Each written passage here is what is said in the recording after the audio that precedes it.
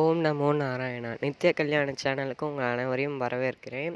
மார்கழி பிரம்மோற்சவம் இப்போ நடந்துகிட்ருக்கு. வர 10ஆம் தேதி வைகுண்ட ஏகாதசி. அனைவரும் மறக்காமல் வருமாறு கேட்டுக்கொள்கிறேன். இப்போ பெருமாளோடைய நகை செட்டு இதெல்லாம் கேட்டிருந்தீங்க. பக்கத்து வீட்டில் பெருமாளுக்கு என்னெல்லாம் யூஸ் பண்ணுவீங்க வீடியோ எடுத்து போடுங்கன்னு சொல்லி கேட்டிருந்தாங்க. அதனால் உங்களுக்கொசரம் வீடியோ எடுத்து போடுறேன்.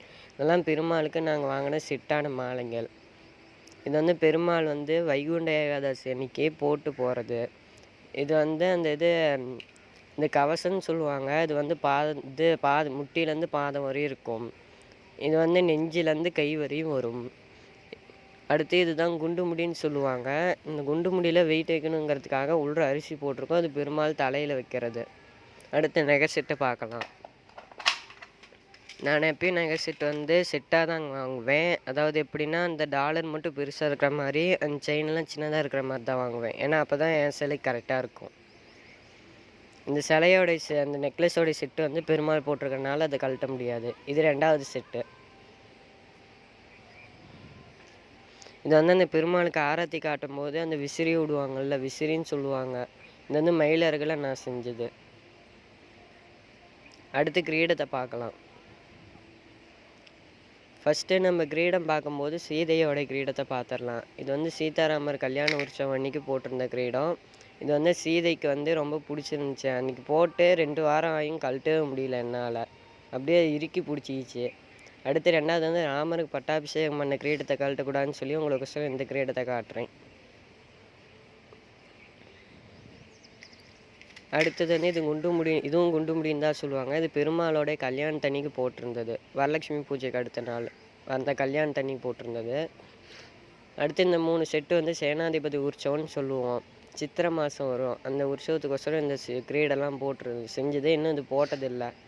இது பெருமாளோட கல்யாணத்தன்னைக்கு பார்த்துருப்பீங்க. இந்த சைடில் இருக்கிற 2 கிரீடமும் நடுவில் இருக்கிறது இன்னும் பெருமாள் போட்டு பார்த்துருக்க மாட்டீங்க. இதுதான் இந்த கோயிலோடைய மிக பழமையான கிரீடம். இது நான் செஞ்சு கிட்டத்தட்ட 1 வருஷம் இருக்கும்.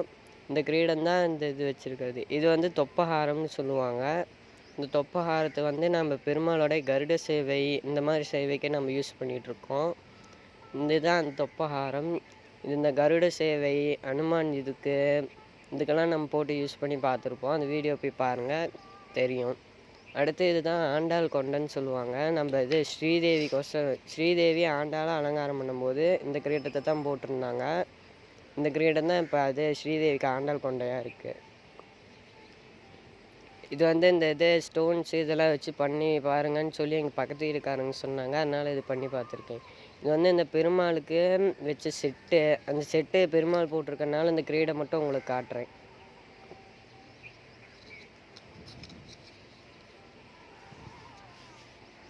அடுத்தது பெருமாளுக்கு என்னெல்லாம் வாசனை திரவியம் யூஸ் பண்ணுறீங்கன்னு கேட்டிருந்தீங்க. அது இது சென்ட்டு யூஸ் பண்ணுறோம். ஜவ்வாது ஒன்று, அடுத்து மறிக்குழந்து சென்ட்டு யூஸ் பண்ணுறோம். இதுதான் ஜவ்வாது, அது மறிக்குழுந்து. அடுத்து பெருமாளோட சீர்வரிசையெல்லாம் பார்க்கலாம். இதெல்லாம் நானே வாங்கினது. இது காசு சேர்த்து வச்சு சாமிக்கோசரம் நானே வாங்கினது. ஃபஸ்ட்டு நம்ம தட்டு பார்க்கலாம். இந்த தட்டு வாரம் வாரம் சனிக்கிழமை வர பெருமாளுக்கு இந்த நெய்வேத்தியம் தயிர் சாப்பாடு வச்சு படைக்கிறதுக்கோசரம் இந்த தட்டு. இது தினம் மார்கழியில் வர பெருமாளுக்கு தினம் விசேஷமாக. அடுத்து தான் நம்ம பெருமாளுக்கு அப்புறம் கீழே சின்ன சின்ன சாமிக்கு வச்சு படைக்கிற நெய்வேத்திய தட்டு. அடுத்து இந்த தட்டு நாங்கள் சாப்பாடு வைக்க மாட்டோம், விளக்கு தான் வைப்போம். ஏன்னா அந்த தட்டில் சாப்பாடு வச்சு அந்த பெயிண்ட் அப்படியே ஒட்டுதுன்னு சொல்லி நாங்கள் இது பண்ணிக்கிட்டோம். இந்த தட்டு 4 இருக்கும். அதில் இந்த சீர்வரிசை கல்யாணக்கு இதெல்லாம் செய்கிறது. அடுத்து இதுதான் சொம்பு. சாமிக்கு தண்ணி குடிக்கிறதுக்கோசரம் இந்த சொம்பு நம்ம வச்சுருக்கோம். இது செம்பு. இது ஸ்பூனு. வீட்டில் இருக்கிற ஸ்பூனு யூஸ் பண்ணக்கூடாதுன்னு சொல்லிவிட்டு நான் தனியாக ஸ்பூன் வாங்கிட்டேன். இது சொம்பு. இதுவும் சாமிக்கு தண்ணி குடிக்கிறதுக்கோசரம் தான் வச்சுருக்கிறது. இதுவும் செம்பு தான்.